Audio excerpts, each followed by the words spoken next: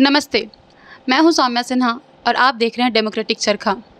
2021 की एनसीआरबी की रिपोर्ट के मुताबिक भारत में पूरे एक साल में 31,000 से भी ज़्यादा रेप केसेस की घटनाएं हुई, यानी हर दिन करीब 86 रेप की घटनाएं। इतनी सारी रेप की घटनाएं से आप समझ सकते हैं कि हमारे देश की औरतें और महिलाओं पर किस तरह से शारीरिक और मानसिक तौर पर उन्हें नुकसान होता होगा, उनके साथ क्या क्या उन्हें झेलना पड़ता होगा। इन्हीं सब स्थिति के बारे में, उनकी मानसिक स्थिति के बारे में जानने के लिए आज हम एक मशहूर साइकोलॉजिस्ट से मिलने आए जिनका नाम है समिधा पांडे। उनसे आज हम जानेंगे कि रेप सर्वाइवर की मानसिक स्थिति कैसी होती है और वो इस मानसिक स्थिति से कैसे निकल सकती हैं, कैसे उभर के आगे बढ़ सकती हैं। बहुत स्वागत है मैम आपका डेमोक्रेटिक चरखा। मैं डॉक्टर समिधा पांडे भी बहुत खुश हूँ कि मैं डेमोक्रेटिक चरखा पे हूँ। Thank you so much.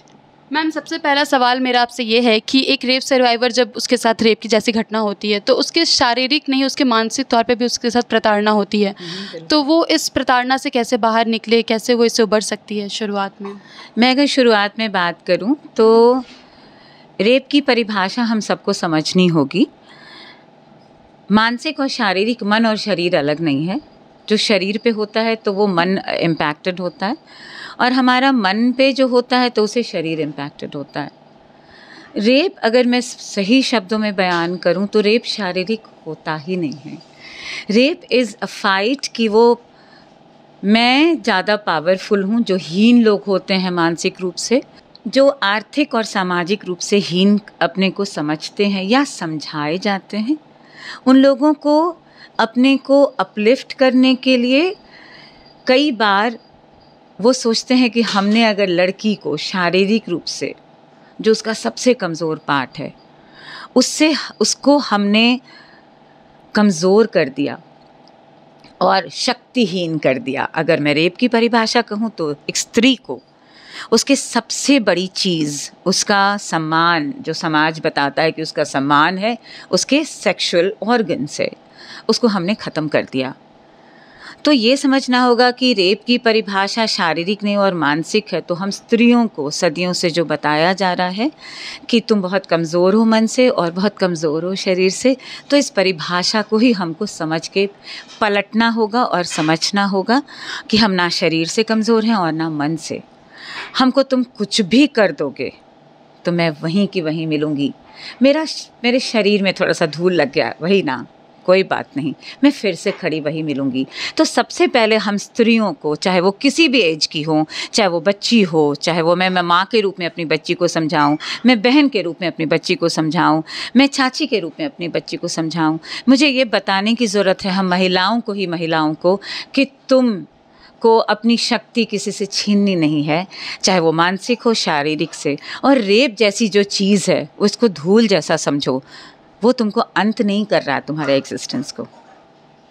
अच्छा मैम, एक छोटी बच्ची होती है जिससे कि रेप जैसी घटना के बारे में कुछ भी पता नहीं होता, उसके साथ जब ये होता है तो वो छोटी बच्ची बहुत समझाती है, तो वो आगे चल के कैसे अपने आप को संभाले और कैसे वो समझे कि अभी उसके आगे एक पूरी ज़िंदगी बची हुई है जीने के लिए, उसे आप किस तरह समझाएंगी?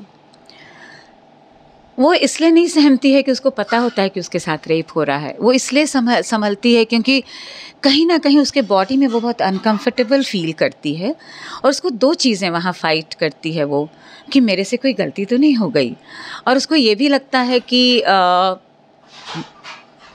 मेरे साथ ऐसा जो कुछ हुआ वो अच्छा नहीं हुआ। उस समय माँ का बहुत बड़ा रोल होता है। उस समय सबसे पहले उसके परिवार को बहुत ज़रूरी है बताना कि it's okay, you are not at fault.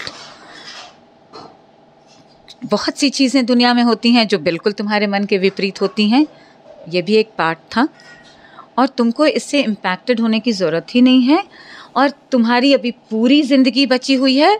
तुम अपने को शारीरिक और मानसिक रूप से खड़ी करो और अपने को फलो और फूलो। Don't stop here.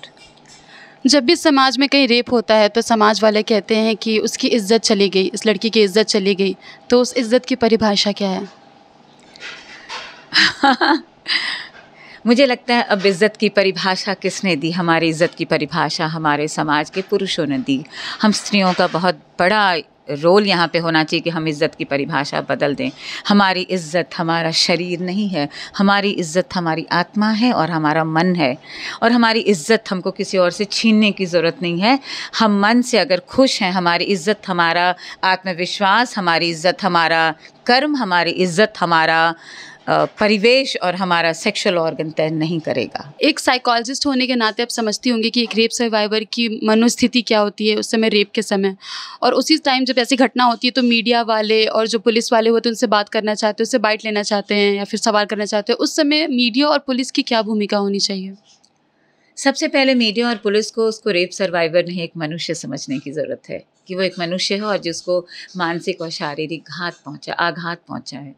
तो बहुत ही इज़्ज़त के साथ, बहुत ही एम्पैथी के साथ, उसके साथ एक उसकी मनुष्यता के नाते उसको उसके साथ कल खड़े होने की ज़रूरत है। उस समय ज़्यादा सवाल जवाब करने की ज़रूरत नहीं है। उसको बैलेंस होने दें, उसको खुद शांत होने दें और तब आप पूछ सकते हैं जो पूछना हो। आई होप मीडिया और पुलिस ये समझे।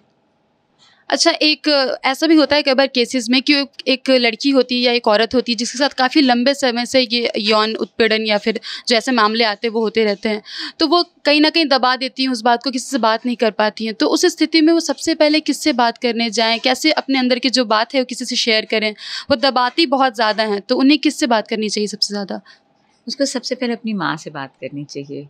लेकिन मैंने बहुत से ऐसे केसेस में देखा है जो मेरे पास पेशेंट्स आते हैं कि जब उसको कुछ भी, चाहे किसी ने छुआ हो, sexual assault is not about rape, it is also about आपको किसी ने ऐसी नज़र से देखा, ऐसे शब्द कहे जो आपके सर्वाइवल पे पहुंचता है धक्का कि मतलब मेरा शरीर मेरा मन। तो माँ को सबसे पहले अपनी बच्चे को दोस्त बना के ऐसे कहना चाहिए कि बेटा जो भी तुम्हारे साथ हो रहा हो तुम मुझे आके बिल्कुल बेशक कह सकती हो, और वो उसको इतना ट्रस्ट हो कि वो जाके अपनी माँ को बोले। अगर कहीं ऐसा उसको लगे कि अपनी माँ को नहीं बता सकती, अपने मित्र को नहीं बता सकती है, तो फिर हम जैसे एक्सपर्ट हैं, क्योंकि बहुत बार जो आप उत्पीड़न की बात करते हैं तो वहाँ पे दोनों चीज़ की लड़ाई होती है, गिल्ट की भी लड़ाई होती है और बहुत चोट और सैडनेस की भी लड़ाई होती है, हर्ट और पेन की लड़ाई होती है। तो वो बहुत लोग समझ नहीं पा सकते हैं। तो वो बिल्कुल एक एक्सपर्ट के पास जाके बात करें, क्योंकि मैं एज ए एक्सपर्ट कह सकती हूँ कि मैं उपाय नहीं बताती हूँ कि तुम कैसा अच्छा फील कर रही हो। एटलीस्ट मैं सुन के तुमको समझ सकती हूँ कि I can understand, not exactly from your point, लेकिन मैं बता सकती हूँ कि तुम ऐसा फील कर रही हो तो इट इज़ वैलिड। वहाँ पे सबसे पहले ज़रूरी है किसी को बताने के कि तुम जो भी फील कर रही हो, जो भी शरीर में या अपने मन में या अपने आत्मा में, वैलिड है, बहुत ज़रूरी है। कई बार ऐसी घटनाएं जो होती हैं वो घर वाले ही उसके आरोपी निकलते हैं, रेप की घटना के आरोपी, तो वो घर वालों से भी कह नहीं पाती हैं और इस घटना के बारे में। कई बार पति ही होते हैं जो कि ऐसे हरकत, मतलब ऐसी घटनाओं के मानसिक तौर पे जो उत्पीड़न करने के कहे जाएं, या फिर ससुर, या फिर कई बार पिता को भी देखा गया है। तो उस केसेस में वो माँ से भी नहीं कह पाती है कि पिता ने ऐसा किया है, तो उस समय वो कहाँ जाए? निडर होके कहने की ज़रूरत है। वो नहीं कह सकती है, कह के देखे हाँ होगा या ना होगा। और लेकिन ऐसी परिस्थिति है जो उसमें वो द्वंद्व में रहे कि क्या करना चाहिए, उस समय उसको एक साइकोलॉजिस्ट के पास जाना चाहिए। उस समय वो साइकोलॉजिस्ट उसकी मदद करे कि उसको लीगल एड और मेंटल एड कैसे मिले। आप अपने तौर पे एक रेप सर्वाइवर को क्या कहना चाहेंगे? मतलब अपने तौर पे आपने काफ़ी लोगों को साइकोलॉजिस्ट हैं तो काफ़ी लोगों को ट्रीट किया है, काफ़ी लोगों से मिली हैं, तो आप उन्हें क्या कहना चाहेंगे एक रेप सर्वाइवर को, कैसे वो उठें, अपने आप को संभालें? तुम्हारा जीवन तुम्हारे मन और शरीर से बहुत बड़ा है, और तुम्हारी आत्मा को अगर पहचानो, अपने मन और अपने शरीर को पहचानो, तो तुम्हारा शरीर तुम्हारी ताकत बन सकता है, तुम्हारा मन तुम्हारी ताकत बन सकता है। रुको नहीं, आगे बढ़ो, ठहरो नहीं, आगे बढ़ो। शुक्रिया मैम, हमसे बात करने के लिए शुक्रिया। आपको हमारी रिपोर्ट कैसी लगी हमें कमेंट करके ज़रूर बताएं। साथ ही ऐसी ही खबरों को देखने के लिए डेमोक्रेटिक चरखा को फॉलो करें। शुक्रिया।